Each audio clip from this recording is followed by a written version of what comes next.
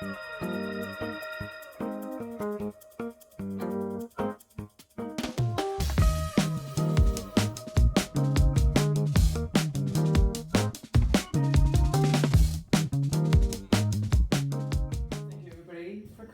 again. This is the second to last installment of the series, Know Your Local Government. We're very happy to have DA Anthony Parisi here, and I'm going to let Lynn Ruggiero, our board president, tell you some more about the series.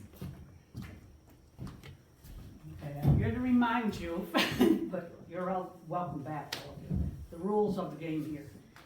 We call this Civics 101. Because we're keeping politics out of it. Not that I have to tell you that. But here comes Linda. Okay. So it's not political, it's what the office does. So we're very lucky tonight to have Anthony Parisi, the district attorney, to talk to us about what the district attorney's office does. And I think almost everybody should have been here, but I bet you most people don't know. So thank you very much for your time and for addressing us. And as you said, 4th and the 5th and 5, right? 5th and 6th. We have one This more is to the go. 5th? Oh. Yep. Right, listen to her, she knows better. Okay, so thank you very much and welcome. Well, thank you for having me. Thank you for being here. So you all know who I am now, so I'm gonna go around since we're a small group and let everybody introduce themselves. So I'll start with you. Beth Culp, longtime resident. Good to meet you, Beth. Linda Talon, longtime resident. Hi, Linda. Doug Harold, new resident. Hi, Doug. Welcome. Ernesto Pedrosa, also a new resident. Hi, Ernesto. Nice to meet you. Lisa Palmer, library director. Jennifer Shea, lived here my whole life. Hi, Jennifer. Christopher Shea as well, full-time resident. Hi, Christopher. Good to meet you. Pat Lamana, 8-year resident. Richard Maddox, 8 years. Thanks, everybody. Well, we're here for you to learn about the district attorney's office. Some of you maybe know about what a district attorney does, and some of you may not. So I'm gonna go through it all for you, just so you kind of know the history of the office. So in Dutchess County, the district attorney the prior district attorney had sat as district attorney for 40 years. He had been in the office for 54 years. And recently, in 2004, he retired, and I obviously ran for office in 2003 and was elected to serve in 2004. It's a 4-year term essentially here in Dutchess County, and when we talk about the district attorney and what the district attorney does, the district attorney is essentially the chief law enforcement officer in the county. So the district attorney has to oversee all criminal and all offenses and the prosecution of all criminal and all offenses in Dutchess County. And when we talk about that, we're talking about everything from traffic offenses all the way up to murder and everything in between. The office itself is actually located in the city of Poughkeepsie at 236 Main Street. We actually now have 2 locations. We actually had 3 locations for a while, and I used to say there are 3 locations all within eye shot of each other, which really isn't ideal. But you know, it's some of the constraints we deal with in local government. You know, wherever the space is and wherever we can utilize, we do. But now we're fortunately in 2 locations. One at the 236 Main Street location, and one is at 40 Garden Street, which is just a short distance from 236 Main Street. Our main office houses the majority of our attorneys. The 40 Garden Street houses 2 units, our appeals unit and our special victims unit, as well as the grand jury of Dutchess County. The office itself is staffed with about 46 attorneys, including myself, and about 100 staff in total, including investigators, crime analysts, obviously legal secretaries, other support staff, and administrative staff. So as far as DA's offices go, we're actually considered one of the larger upstate offices and one of the smaller downstate offices, and we kind of sit right there, in the middle on the cusp. So I like to say we're kind of the perfect size. We're a size that everyone knows each other in the office, everyone works together in the office. It's a very collegial office, which really makes doing what we do, which can be a difficult job, a much easier and much, better place to work. What am I going to talk about today? Obviously, what is the DA?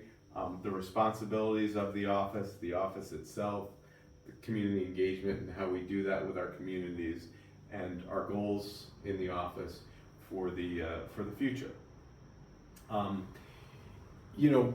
When we talk about district attorney, our primary function is really to interact with our local and state and federal law enforcement agencies in the development of investigations and arrests and the prosecution phase. So essentially, my office and my assistant DAs are responsible essentially for prosecuting. And when we say prosecuting, we mean taking to court and prosecuting the offenders who are charged in our local courts here in Dutchess County. And that means going through the phases of a criminal process, which involves obviously an arrest, an arraignment, the motion stage of a case, hearings, trials, and appeals post-conviction. So there's quite a lot to handle when it comes to cases. People a lot of times are surprised when we talk about the number of cases in Dutchess County, and we won't talk about traffic offenses, because if I told you the traffic offense numbers, everyone would be shocked. But from a criminal perspective, and we talk about crimes, we're talking about misdemeanors on up through felonies. We handle between 6,000 and 10,000 cases a year here in Dutchess County. So, just to give you an idea, in a county which is not an enormous county, we're, just about 300,000 people, how many cases, there actually are for prosecution. And when we talk about cases, there's obviously cases beyond that are never charged, that may not come to an actual charge, that's still handled by our office, whether in an investigation or a preliminary phase of the case. So there's quite a bit of work to do when it comes to the DA's office, frankly. To tell you briefly about myself, I actually am born and raised here in Dutchess County. I grew up in Millbrook and have lived here, essentially all of my life, obviously, but for college and law school and whatnot. I actually started my career as an attorney in our local public defender's office, which I worked at for a number of years before becoming a prosecutor. And I actually was a prosecutor in the office that I now sit as a district attorney for almost 25 years. So I've actually been doing this business for a long, long time. One of the things that I can tell you, people ask, and I know one of the questions that was asked of me is, why did you become a district attorney? Why did you want to be district attorney? And I can tell you this. Obviously I've been in this business for a long time. I've seen a lot of changes in the law in New York State in the last even 5 years, and our office in this county had become very antiquated and really needed significant change and significant improvement. And I felt that really I could take on that challenge, and I really wanted to take on that challenge. As someone who grew up here, I really wanted to see our communities become safer communities, become places where people, feel safe and feel like they can raise families and they can exist, without fear of being victimized. And, sometimes, and I can tell you this, even on the campaign trail, I would tell people, I think I can make your community safer. I think I can make a difference. I said, I want you to look, if I take office, at the statistics before I took office and after I take office. And I think that I can drive down the crime rate by being district attorney in this office. And, you know, some people would say, well, that's kind of a cocky thing to say. And, you know, my response was, well, listen, you know, shouldn't anybody feel like they should, if they're gonna accomplish that, they need to feel like they can accomplish that.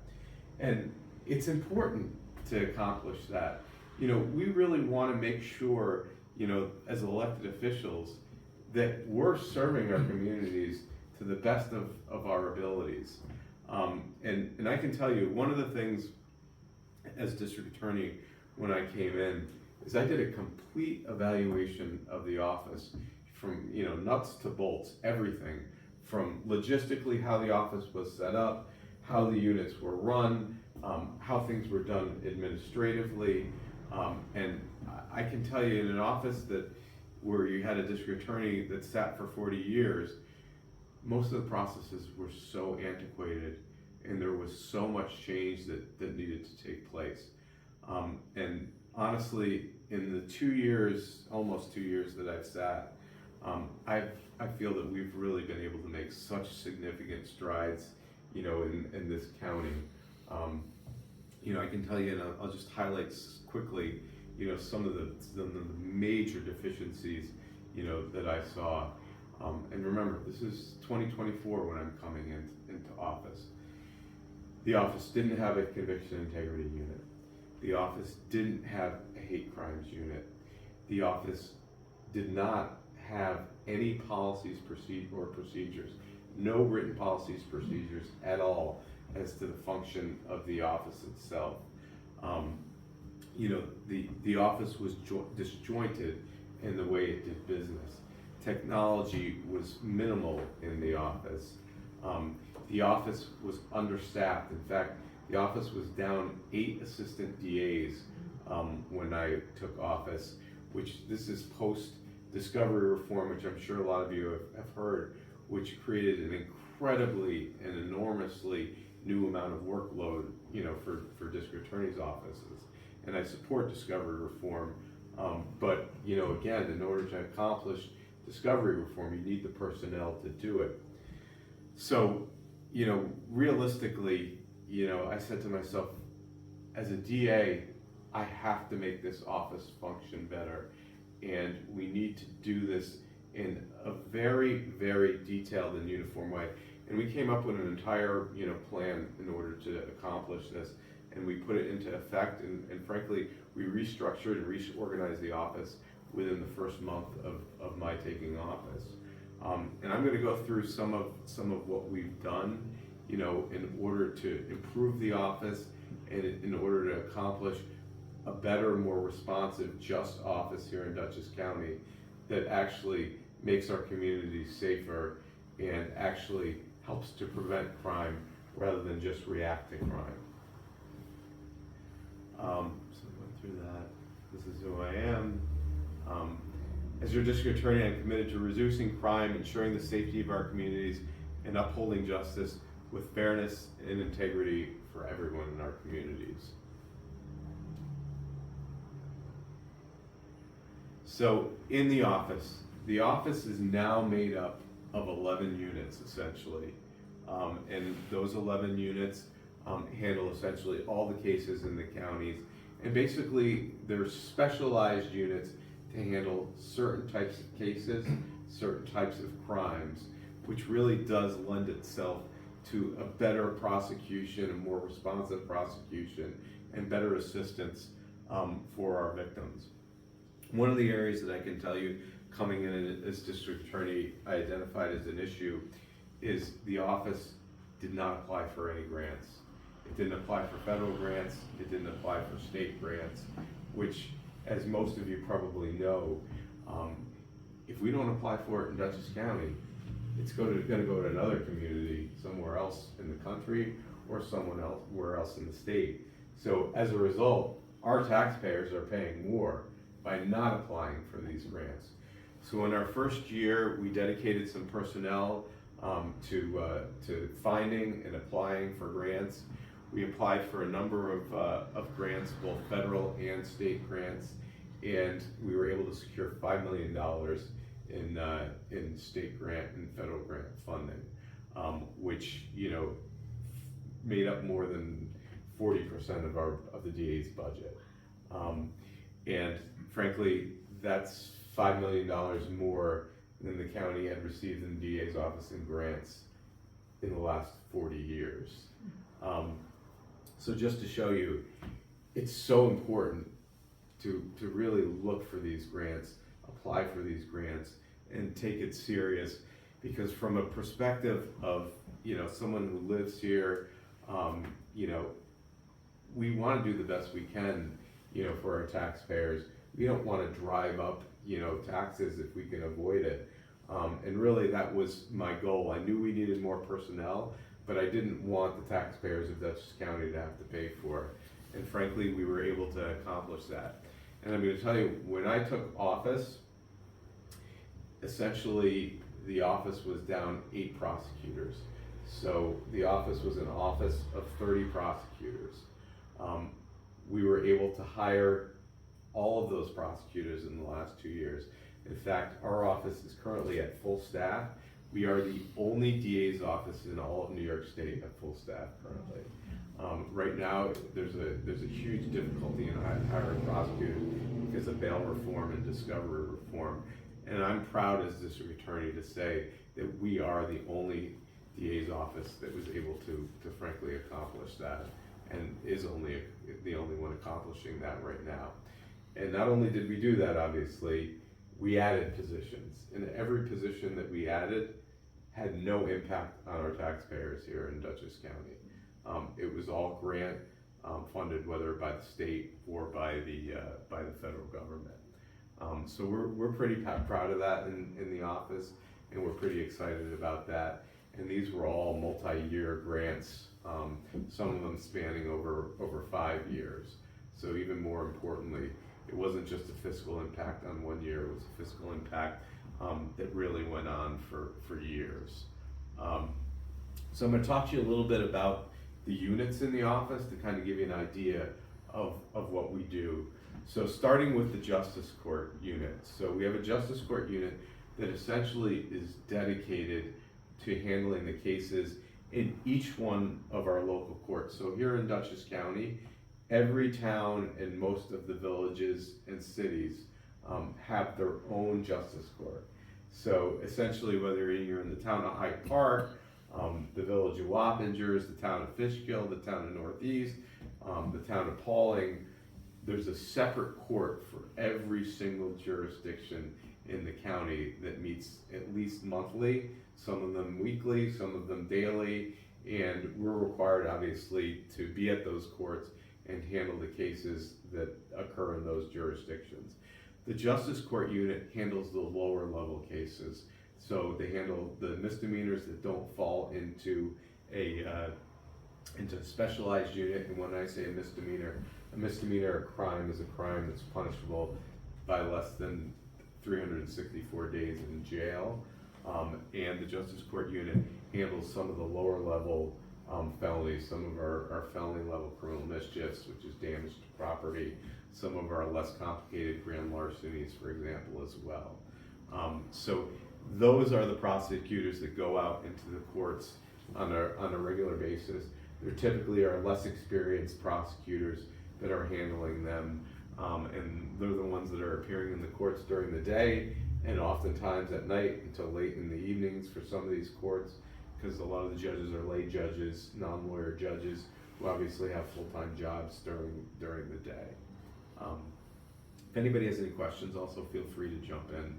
I'd be happy to answer any questions. Next unit is our Special Victims Unit.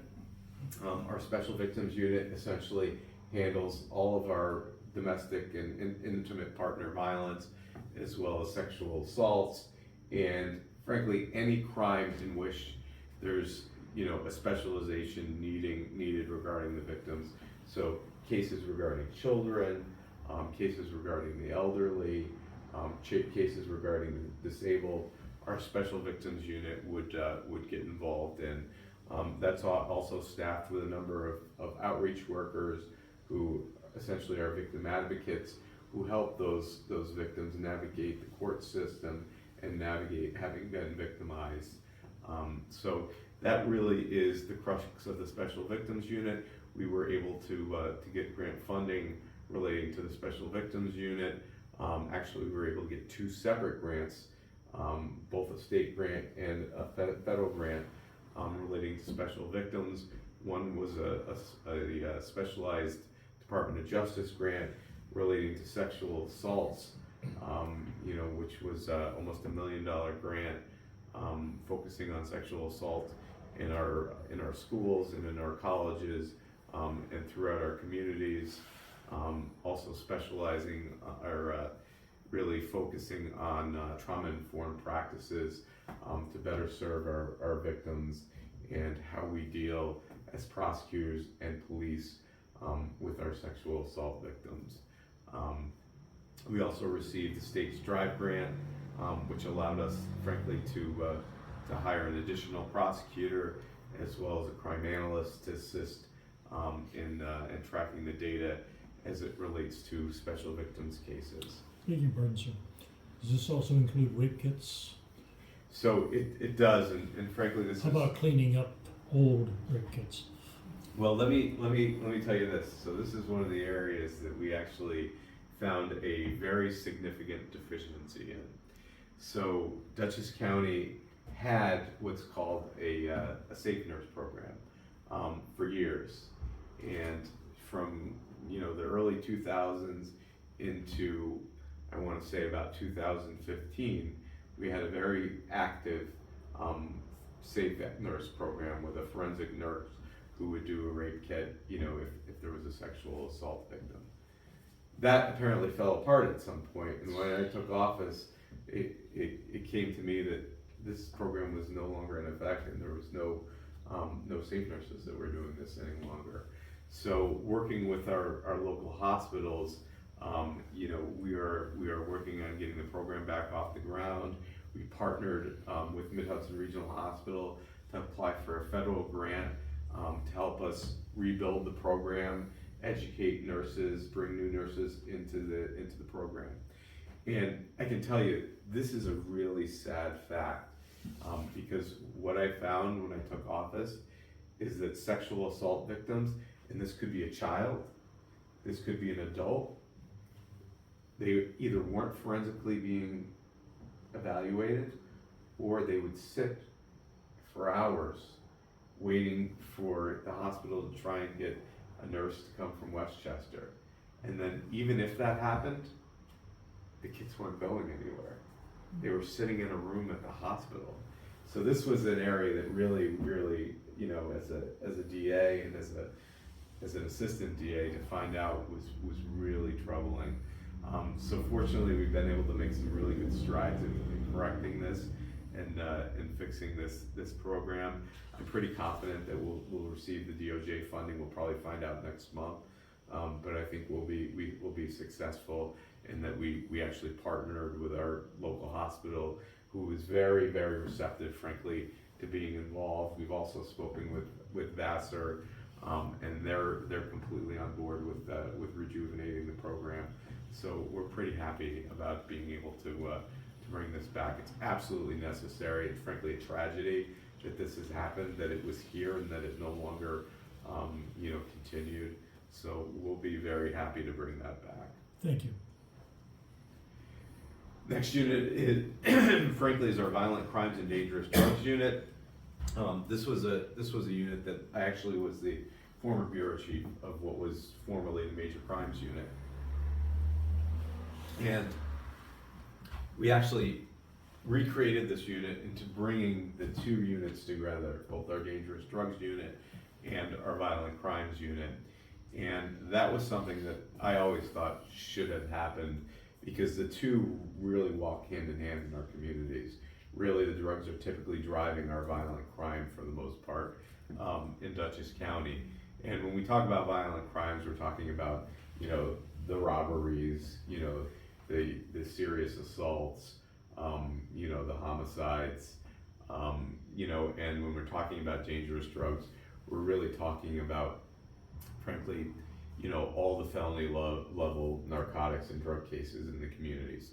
And this is another area that we really took great strides in the last 2 years. When I took office, you know, one of the things that I just found so, you know, not only shocking, but really, really disappointing, and most people didn't know this, but Dutchess County in 2020 was the per capita overdose death leader for a county in the state. So Dutchess County had the highest overdose death rate of all of the counties in New York State per capita. And you know, having grown up here and loving Dutchess County and knowing Dutchess County, I just found that to be frankly disgusting. And I can tell you, as a DA, one of the things that we can do as a DA is as DA, you are the only individual who can actually create local task forces other than the Attorney General's office. So my office is the only office that can have a joint task force with, let's say, the City of Poughkeepsie Police, the New York State Police, the Sheriff's Office. And frankly, there was a drug task force, and we looked at it and we said, how can we really reinvent the Dutchess County Drug Task Force, which is essentially the District Attorney's Office task force? How can we reinvent this task force to really try and drive down, you know, the numbers of overdoses and overdose deaths in Dutchess County? And we looked at it from an intelligence-led standpoint. And what we did is we said, let's be data-driven. Let's find out where the overdoses are happening in real time so that we can react to them. And what we did, working with our ME's office and our local emergency response in receiving notifications, we essentially received the information and were able to, with sources, identify who the dealers were we thought were driving an overdose or an overdose death. And we would focus our investigative capacity in those areas in an effort to take those dealers off the streets so that we didn't have further overdoses or an overdose death. And I was happy to report, and we did a press release, frankly, last fall. We called the Operation Fast and Furious. We were able to drive down the overdose deaths in Dutchess County by more than 50%. So we were pretty proud about that. And it really kind of falls into, and I'll talk about it in a little bit, about one of the concepts that I've tried to push locally, which is essentially smart prosecutions and how we use our resources, whether it be how we use our police resources or how we use our prosecutorial resources. Our next unit is our vehicular crimes unit. And essentially, our vehicular crimes unit handles any cases, speeding ticket, things like that, any cases that involve a vehicle. So the majority of what we handle in our vehicular crimes unit is our vehicular homicides. So if there's a homicide relating to a vehicle, whether it be due to alcohol, drugs, or otherwise, all of our DWI cases and driving while impaired cases, whether they be alcohol or some drug or marijuana, as well as all of our cases where there's an injury related to a vehicle that involves drugs or alcohol. And again, people probably don't want to hear this number, but I like to tell it just so that they know, in a county of our size, what you're talking about. This unit handles over 1,200 cases a year. So the numbers are still staggering. Frankly, and I even hate to say this, the death numbers are down. So, that thankfully is the case, but really something that doesn't need to happen. As we all know, DWIs are a tragedy. DWI deaths are a tragedy because they're completely preventable. So that unit really is a specialized unit that handles those type of cases. Frankly, they go out anytime there's a death or a serious injury to assist our law enforcement agencies in the investigation of those type of cases. Again, this is a unit who's very active in our community engagement side of things, in going to speak to students and going out speaking in our communities against driving, while impaired. The next unit, which was one of the things that I really, really wanted to create as district attorney, was the Smart Prosecutions Unit. Now, as an antiquated office, frankly, data was something that was unheard of, and the use of data was really something that was just completely foreign to the old administration, and it is such a useful tool to be able to gather, use, analyze data in how we conduct business as a district attorney's office. We have limited resources, and the reality is we need to know how best to focus the resources to get the greatest impact on reducing violence and reducing crime in our communities. And that's essentially what the Smart Prosecutions Unit does.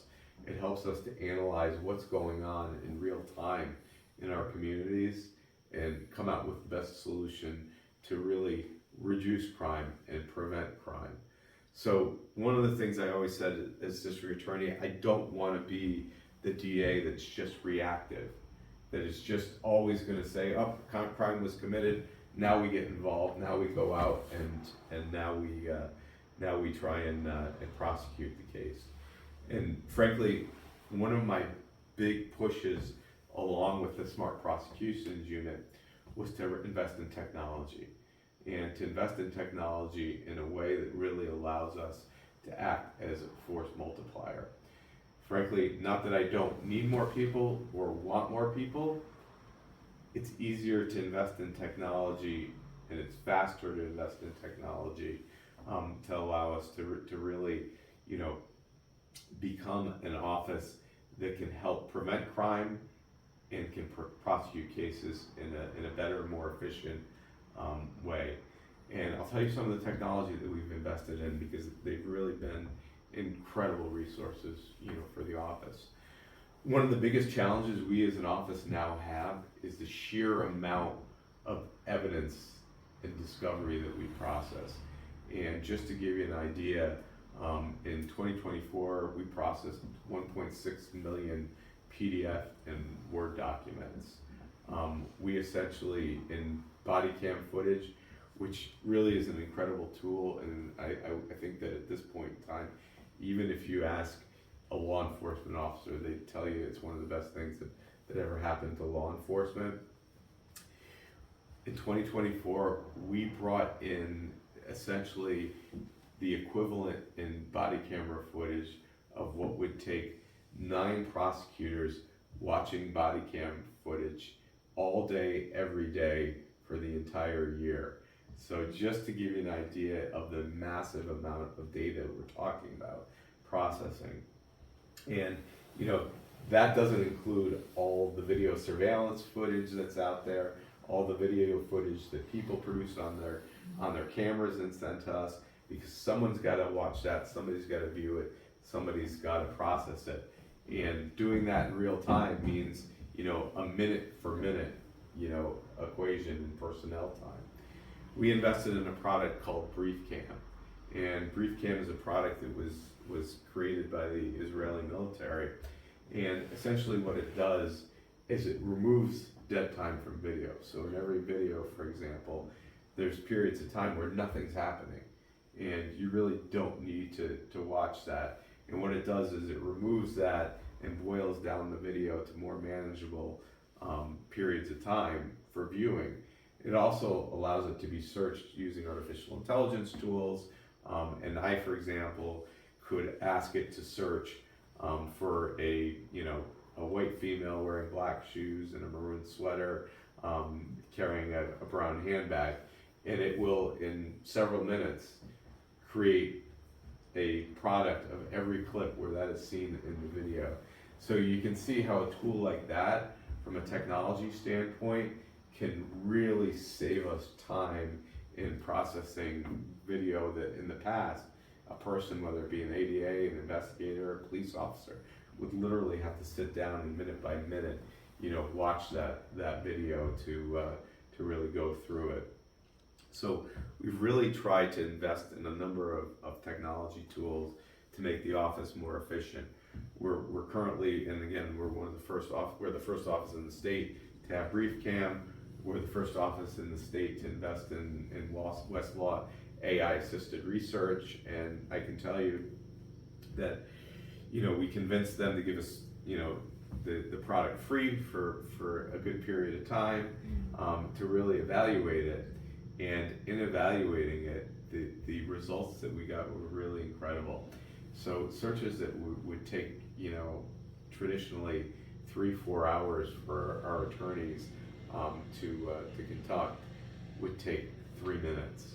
And, that 3 minutes, you still have to add, 15 minutes to error check it to make sure that it's accurate. But even when you're talking about 3-4 hours down to essentially 15 or 20 minutes, you can see the time savings and the personnel savings in using those type of products. In fact, one of the cases, I'm sure you've all heard of this case, which was the Leclerc case, which was a horrible case involving, a local karate studio and young kids. One of the things that we wanted to do was see if there was any legislation nationwide that really legislated, relating to those type of businesses. And legislative surveys, we call those, traditionally take a long time. They literally take a month to complete because you're looking at every single law from every single local municipality on up to every state, on up to the federal. And those take a long time to complete. So like I said, that's something that would have taken us a month. It took little longer than 3 minutes. It took 4 minutes. So something that would have taken us a month took us 4 minutes. So you see what I'm saying. The idea is we want to work smarter, in order to utilize the resources we have in a much more productive and useful, way.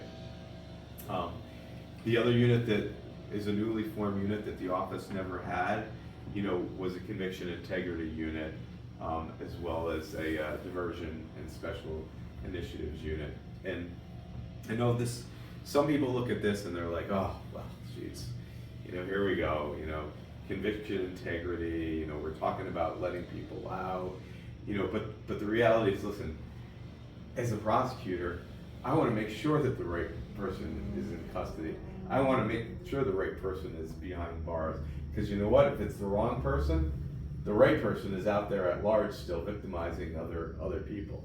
The other things that these units do, conviction integrity, for example, is it allows us to learn from our mistakes, right? So if we've made a mistake, we want to make sure we identify those mistakes so that they don't happen again. And this is a unit that actually helps us educate the office on mistakes that we may have made in cases so that it doesn't happen again. And then when we talk about diversion programs, so the office never had a unit that was involved, in diversionary programs. And, the one thing I say about diversionary programs, and, I'm very strong on youth initiatives as it relates to diversion as well as education. Because honestly, we all were young. We all made stupid decisions when we were young. I like to say this in a room full of people because I'll ask, is there one person in this room that can say they didn't make a stupid decision, before they were 25 years old? Because I want to meet that person, right? Because we all did it. We all know we did it. So the reality is, as a DA, I want to prevent recidivism, right? That's my ultimate goal. If I can prevent someone from becoming a recidivist criminal, that's a smart criminal justice strategy. That prevents future victims, which should always be our goal. And we're not talking about hardened criminals, we're typically talking about our youth. And, even if you look at the science, it says, our brains don't fully develop until we're 25 years old, and I can attest to that being true. So, we like to help with the youth. Actually, they've started a new diversionary program with the help of Dutchess Community College. Wherein we identify offenders and we help them We help them get their degree at no cost. We went out and we actually we received funding through the McCann Trust to help defer the costs for those that didn't qualify for specific assistance. So we're pretty proud of those initiatives because, like I said, our real goal for the low-level offenses is to prevent those offenders from becoming a future criminal, right? One time is a mistake, multiple times is something else. So if we can prevent future crimes, you know, we've done good for our community. So what is diversion? Just quickly, how does it work? So when we talk about diversion, so, you know, Dutchess County is much different than, let's say, New York City. So New York City, when you talk about diversionary programs, they have the ability to actually divert cases before someone's even arraigned. Because essentially they have the personnel where when a case comes in, and the ADA is literally on call 24/7, reviewing, you know, the accusatory instrument for the police agency, and typically they'll divert the case pre-arraignment, which is good because it avoids all the discovery end of things. But most of our programs, the offender's been arraigned and they're identified. So in other words, we're reviewing the cases, we're reviewing the offenders. The defense attorneys can actually apply for their clients as well. And essentially they're saying, you know, I think that this person is a good candidate for really being put on the straight and narrow. You know, is there a diversionary program where we're diverting them from a criminal prosecution? So essentially the ultimate goal is, rather than them end up with a criminal conviction at the end of the day, they end up with a degree, they end up with an education, they end up with a trade, you know, whatever the situation might be or the case might be. And then special initiatives, again, you know, we really try and you know, push things forward and look for things and look around the country and see what's out there and what's successful. Because you don't want to always be the one to create the wheel. If we can copy something that looks like it's incredibly successful and having a real impact on public safety, you know, we'll take a look at it and we'll do it. You know, again, we have a number of diversion programs. You know, one of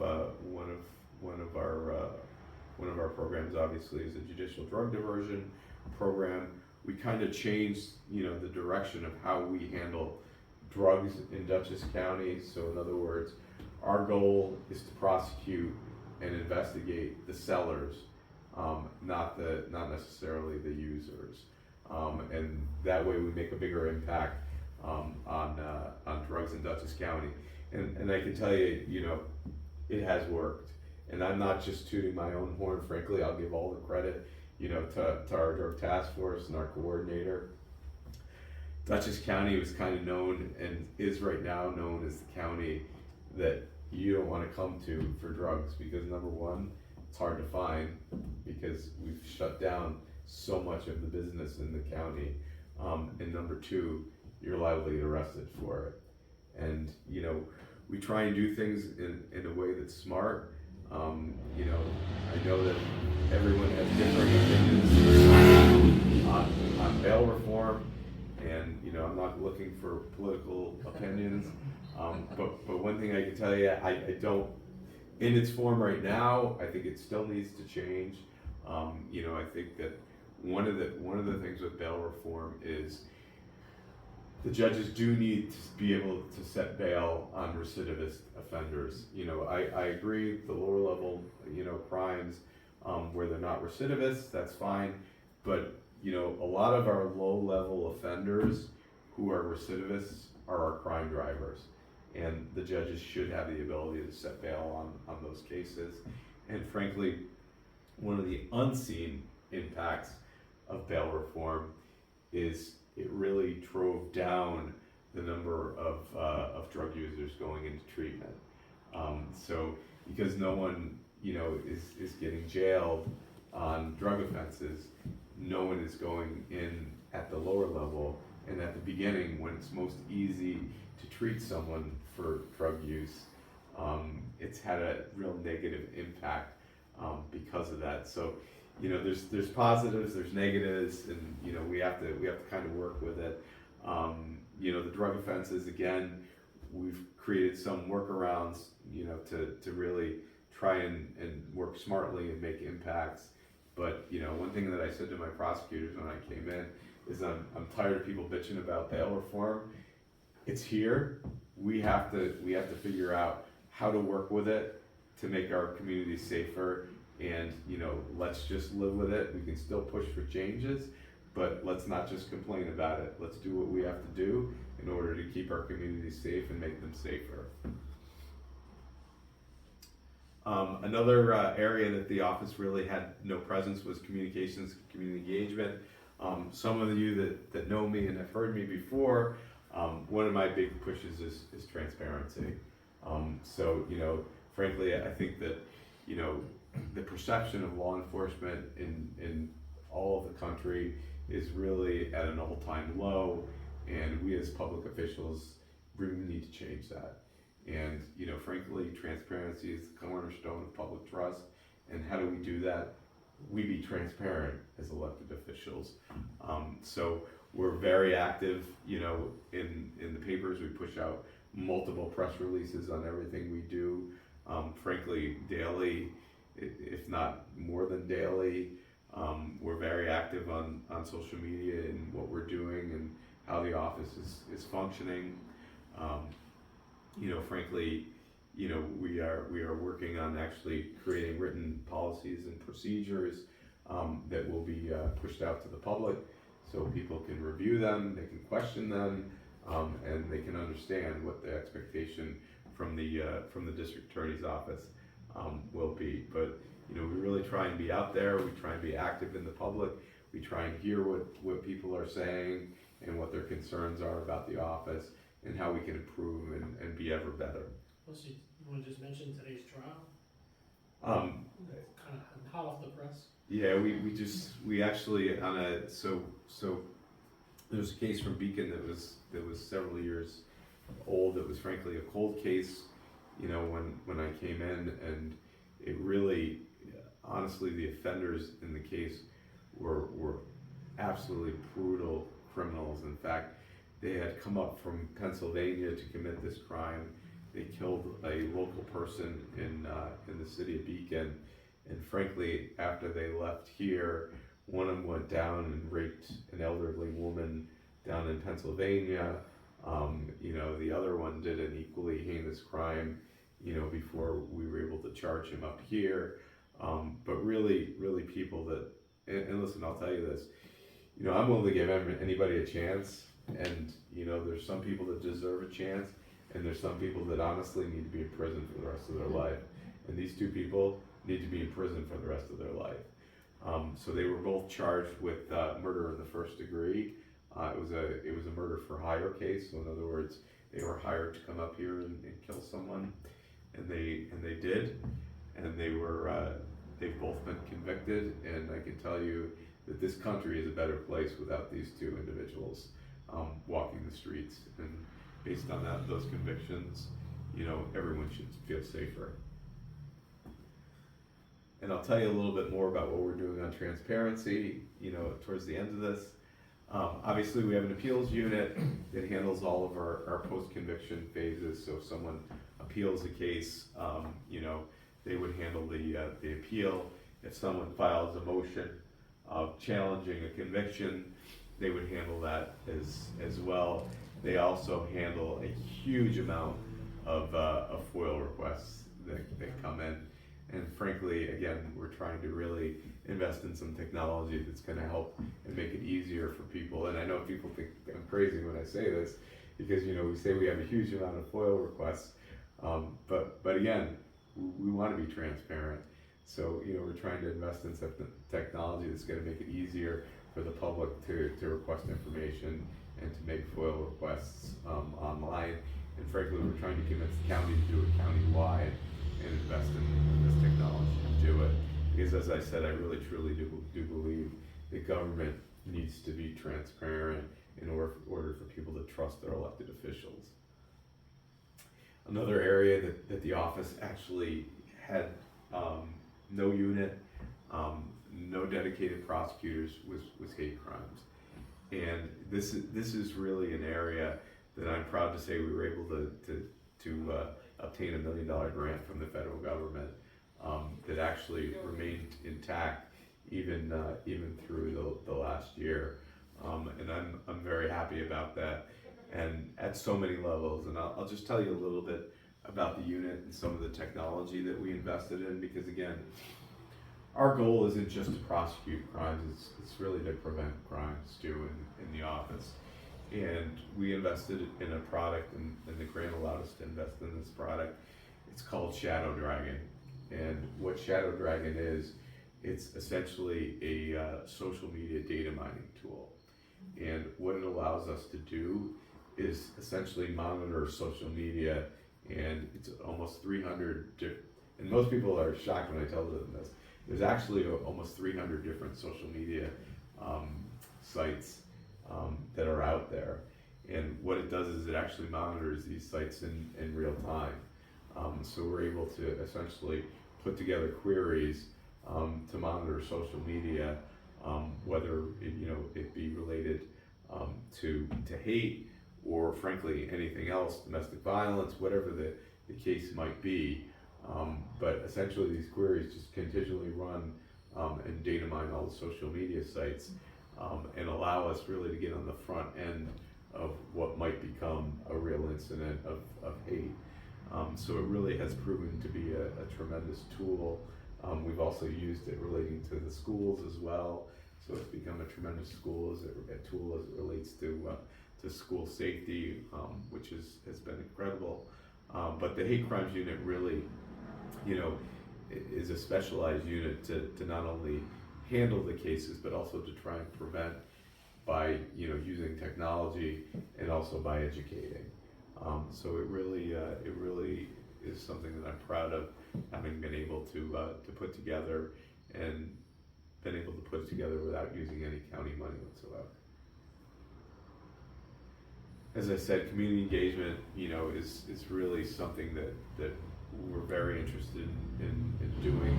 We want to be as transparent as we can. We feel that all of law enforcement should be as transparent as they can. As a result, one of the things I did this year is I utilized some of our asset forfeiture money. So when we talk about asset forfeiture money, it's proceeds that we seize from crimes. Some of it obviously goes to the state, some of it goes to the law enforcement agency, and some of it comes to my office. And what we've invested in is a product called Crime Watch. Frankly, Senator Hinchy actually also got us $20,000 to put towards this as well. But this is a public engagement platform.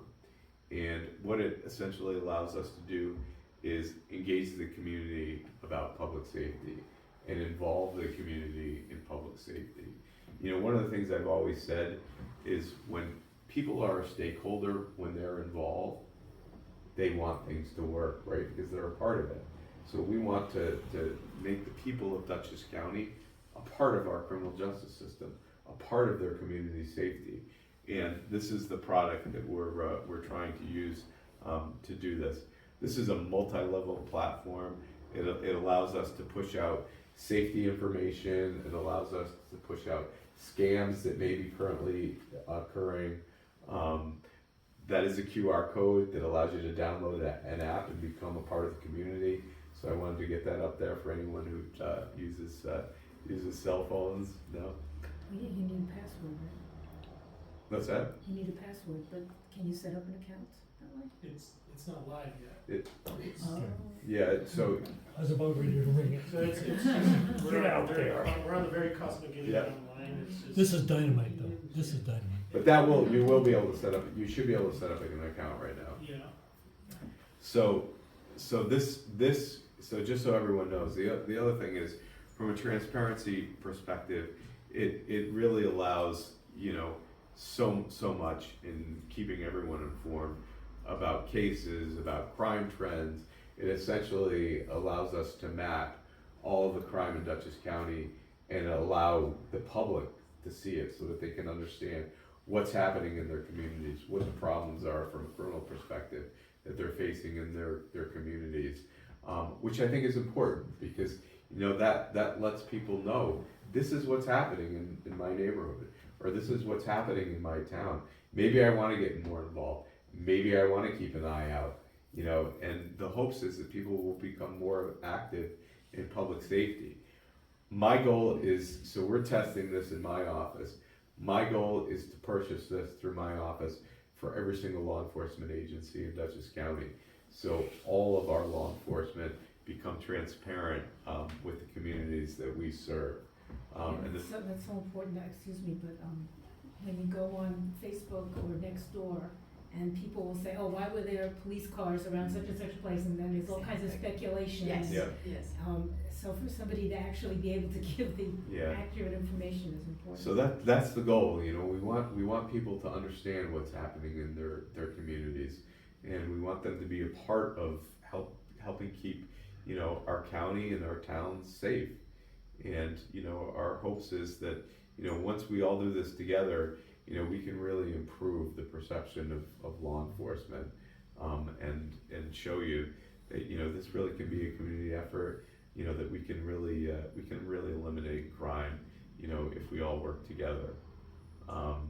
These are also our QR codes for our social media, so if anybody's interested in following any of our social media accounts, which, generally speaking, you'll get updates on just about everything we're doing and where we've been through social media. Lexipol is actually the company that we were working with to develop all of our written policies and procedures, and essentially push those out. So you'll see that coming as well. Future goals.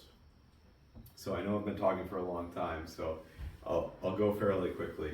So I'm a technology centric guy. I mean, I have a background in technology. I was computer science, dual major in college, and realistically, my goal is to bring as much technology to the office as I possibly can, and really not only bring technology, but make us the most cutting edge DA's office in New York State. And we've gone a long way towards getting there. But really one of the things I want to do is become a completely paperless office. And we're almost there. And the nice thing about being a paperless office is it really lets us serve our victims better. Because once we're paperless, they can understand what's happening in their cases in real time and be connected, to the office and to the prosecutors in a way that they've never been connected before. So that's one of our next goals. In the office, we're really striving, to make an office that people want to work in, so that we continue to be the only office in the state that's fully staffed. And we've gone a long way at trying to restructure the office so people see the DA's office in Dutchess County as a career, not just a stopping off point, which allows us to serve you as our citizenry better, because we have experienced people who know what they're doing and know the communities that they're serving and become invested in the communities that they're serving. Frankly, we really try and hire locally as well. And what's funny is we've been very, very successful in doing that. And I've gotten some flack from other DA's offices because people have left DA's offices from other counties who originally were from Dutchess and wanted to come back here and work in our office. So, we've been pretty happy about that, and we're pretty excited about that. But we're looking this year to really invest in a completely new digital evidence management system with a whole suite of tools, that will allow our prosecutors to be better prosecutors, more efficient, more effective prosecutors. Frankly, the digital evidence management systems that we're looking at will actually transcribe every piece of audio, so that everything is actually transcribed. When the prosecutors receive it, everything will be searchable. It actually has auto translation, which allows us to be able to understand what we're looking at and what we're reading, regardless of what language it comes in, whether it be written or audio in a video or just an audio file. So a lot of things that kind of kick up our game and bring us to the next level is really what we're trying to accomplish in Dutchess County. And I think we're getting there. So we're pretty excited about that. So I thank you for your time, and I certainly welcome any questions anybody might have. Yeah. This is a silly thing, and you're gonna, way back in the 1960s, early 1960s, my husband was a new teacher in the Hyde Park School District, and there was a guy, I think it was the district attorney, that came and talked to the faculty about drugs and stuff like that, and his name was G. Gordon Liddy. Mm-hmm. Was G. Gordon Liddy really a district attorney or something He in was. Poughkeepsie? G. Gordon Liddy was a district attorney in Dutchess County. He's probably our most infamous member of the office. That is absolutely true. Wow. Have anything to do with painted cows, by any chance? Does everybody know who G. Gordon Liddy is? Yeah. Okay. The younger, the very young would be looking at us like we've got 6 cents. Like, who are you talking about? But that is absolutely true. Yes. Can you give me a couple examples of what the conviction integrities unit's doing? Sure. So the way we've essentially set up the unit is they receive requests. So there's essentially online, phone, email, letter, forms that are submitted. It can be submitted by an attorney. It can be submitted by someone who's been convicted, and essentially we have 3 people assigned to the unit: 2 lawyers and a investigator. They obviously do other roles too in addition to this, but essentially what they'll do is they will review the case and investigate what the allegation is into whether there was a wrongful conviction or not. Now, what I should tell you is so there's a lot of offices that say they have conviction integrity units in New York State, and there's actually only about 4 that actually do have conviction integrity units, because there's a lot that goes into it. So at the end of the day, if there's a finding, so the unit will review it, and they'll make findings and they'll generate a report. At the end of the day, the report comes to me, and I have to make a determination as to whether there is a wrongful conviction or there isn't a wrongful conviction. So I'll review that, and then simultaneous with my reviewing it, we have members of the public that are on a conviction integrity review board, which is essentially several lawyers, judge, formal defense attorney, former prosecutor, and just member of the public that review it as well, and they also make a recommendation. And then at the end of the day, based on the 2 recommendations, I have to make a determination as to whether we feel we should go to the court and ask the court to review it as a wrongful conviction. How many do we have approximately? So right now, I think we have 4 that we've received. So people aren't banging down your door? Well, let's put it this way: we did a soft launch, so we'll do a hard launch of the unit in probably October or November, Okay. and you probably would be surprised at the number of cases that you'll receive, because remember, these can come from inmates, just Yeah. at any facility. They can only try, I mean, it won't hurt to not to Right, try. so that's my point. So you'd be surprised how active, these can be.